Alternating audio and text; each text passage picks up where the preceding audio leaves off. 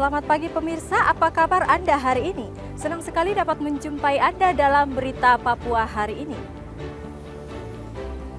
Saya Yuni Rumbarar bersama tim redaksi telah menyiapkan sejumlah berita menarik dan aktual untuk Anda. Berikut 3 berita utama.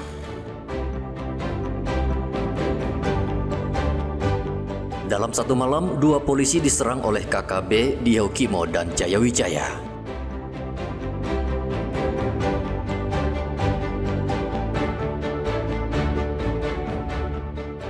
Seorang pemuda di Kerom yang membunuh pria Paruhbaya ditangkap polisi.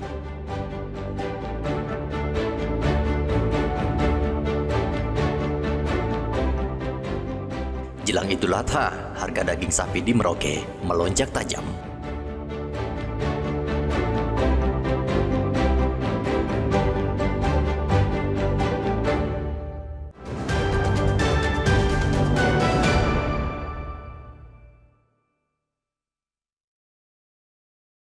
Kekerasan terhadap anggota kepolisian kembali terjadi. Hanya dalam waktu semalam, 2 tindak kekerasan menimpa 2 polisi di Kabupaten Jayawijaya dan Yaukimo, Papua Pegunungan. Kejadian pertama menimpa Bribka Marsidon pada hari Jumat. Anggota polisi lalu lintas tiba-tiba ditembak orang tak dikenal saat hendak masuk ke dalam mobilnya. Kejadian tepat di depan Rumah Sakit Umum Wamena. Sebutir peluru bersarang di dada korban. Namun nyawanya tertolong dan saat ini masih dalam perawatan di rumah sakit. Di waktu bersamaan, kekerasan juga menimpa anggota polisi Bribda Joshua Rituan Oberlin Nainggolan. Orang tak dikenal membacoknya dengan parang saat korban hendak membesuk keluarganya di rumah sakit DKI Yaukimo. Pelaku langsung melarikan diri. Kejadian membacokan tersebut terjadi saat korban tengah menjenguk keluarganya yang sedang sakit. Korban mengalami luka berat dan saat ini akan dievakuasi ke Rumah Sakit Bayangkara Jayapura untuk penanganan medis lebih lanjut. Kami langsung merespon cepat. Tim Satgas Gakum Damai Karten bersama Polres Yaukimo turun ke lokasi mengamankan TKP, memeriksa saksi dan mengumpulkan barang bukti. Kami tidak akan tinggal diam. Pelaku akan kami kejar sampai tertangkap dan kami pastikan proses hukum berjalan tegas dan adil. Untuk menjamin keamanan di Kabupaten Yaukimo, akan dilakukan proses penambahan anggota dari BRIMOB.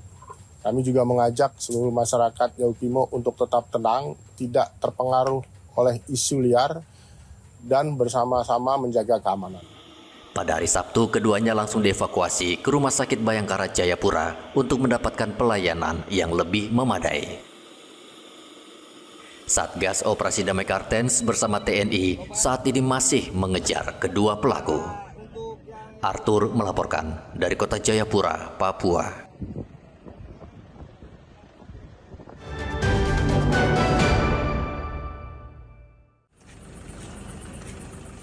Tidak sampai 1 hari, polisi membekuk pembunuh seorang pria Paruhbaya di Arsopura, Kabupaten Kerom yang akan mencuri di rumah warga.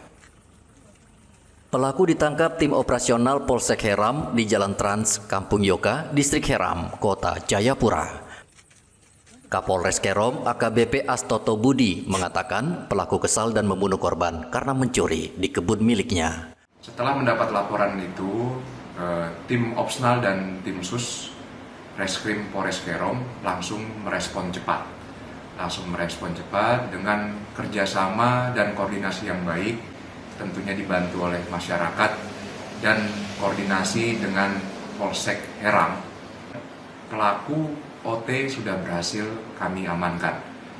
Ya, untuk selanjutnya pelaku OT langsung kami bawa ke Mapores Kerom untuk diproses secara hukum menurut sesuai ketentuan undang-undang yang berlaku. Tentunya pelaku alias OT ya itu merupakan tetangga.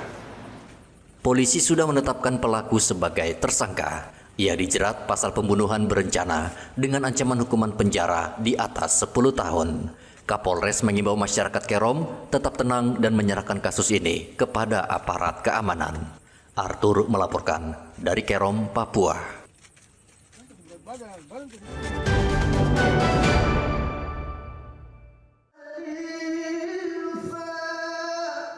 Seorang jemaah haji asal Papua meninggal di Tanah Suci.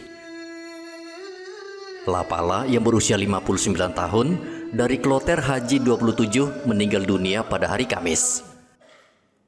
Kepala Bidang Haji dan Bimbingan Masyarakat Islam Kanwil Kementerian Agama Provinsi Papua, Musa Narwawan, mengatakan Lapala berangkat dari Papua menuju Jeddah pada 20 Mei dalam kondisi yang sehat.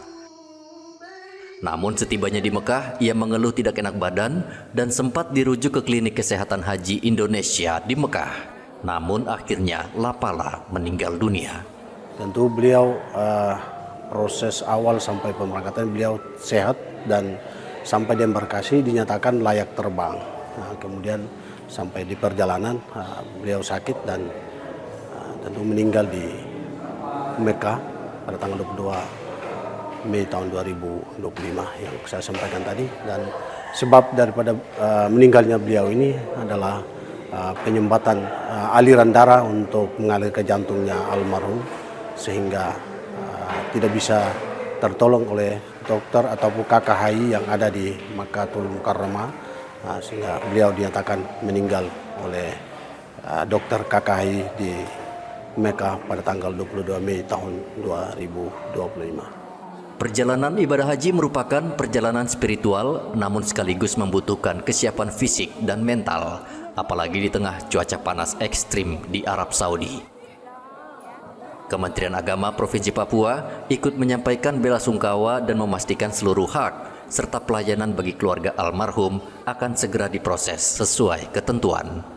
Menurut data Sistem Komputerisasi Haji Terpadu atau Siskohat, hingga 1 Juni 2025, jemaah haji Indonesia yang wafat di Tanah Suci berjumlah 100 orang dan sebagian besar lansia. Ari melaporkan dari Kota Jayapura, Papua.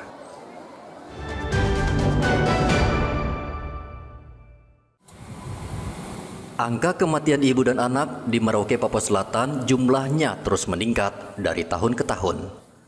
Menurut Dinas Kesehatan Merauke, sejak tahun 2023, angka kematian ibu dan anak berkisar 300 orang. Namun tahun 2024, angka kematian ibu dan anak naik 2 kali lipat menjadi 600 orang. Salah satu penyebab tingginya angka kematian ibu dan anak adalah penyakit infeksi, hipertensi, atau pendarahan saat bersalin. Ini menjadi catatan penting bagi pemerintah untuk mengevaluasi pelayanan kesehatan selama ini di Merauke. Meningkat dibandingkan tahun sebelumnya. Rata-rata kita sebenarnya di 3 tahun terakhir itu di 200 per 100 ribu ya. Atau rata-rata kematian ibu yang berhubungan dengan kehamilan dan persalinan atau angka kematian di sekitar 200-an. Ya. Per 1 tahun itu? Ya, per tahun per 100 ribu. Tapi di tahun 2024 itu dia naik sekitar 600. Ya? Dari sebelumnya sekitar 10-an tadi dia naik sampai 27. Gitu. Tapi ini saya kira terdampak dari kewajiban untuk melaporkan seluruh kasus kematian dalam aplikasi ya, sistem di Kementerian ada namanya MPDN, Maternal Perinatal Death Notification. Jadi semua paskes itu wajib. Gitu. Wajib ya. Jadi ketika kewajiban dan paskes untuk melaporkan dan menginput, walaupun tidak ada kasus itu kelihatannya dia meningkat. Jadi mungkin saja bahwa yang rendah sebelumnya sekitar 200 itu underreported. Jadi mungkin ada kematian-kematian yang tidak terlapor.